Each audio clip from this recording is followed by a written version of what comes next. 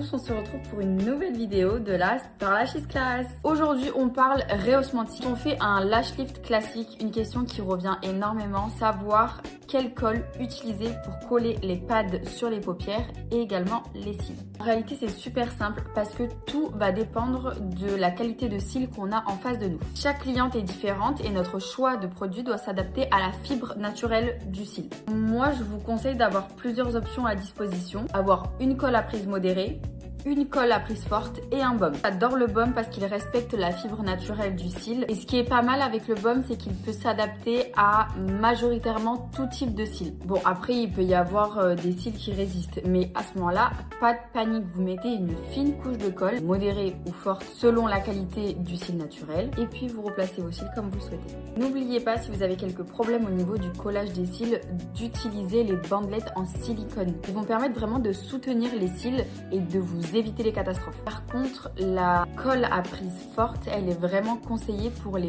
poils qui sont très épais, rigides et vraiment très durs à discipliner. Si je peux vous donner encore une petite astuce, ne mettez pas trop de colle parce que on aurait tendance à croire que beaucoup de colle égale meilleure prise des cils sur la bandelette. Et alors c'est peut-être le cas, mais laissez-moi vous dire, mesdemoiselles, que vous allez complètement rater votre rehaussement de cils. Parce qu'en fait, le fait de mettre beaucoup de colle, ça va créer une barrière. Et à ce moment-là, le produit aura trop de mal à pénétrer dans le poil. Et je ne vous garantis absolument pas le résultat de votre rehaussement de cils, malheureusement. Franchement, la colle, que ce soit forte ou modérée, elle sèche quand même assez rapidement, alors travaillez par section. Vous pouvez aussi les travailler en utilisant directement l'Y-brush pour enlever l'excédent au fur et à mesure. En résumé, il faut que vous vous adaptiez à chaque cliente.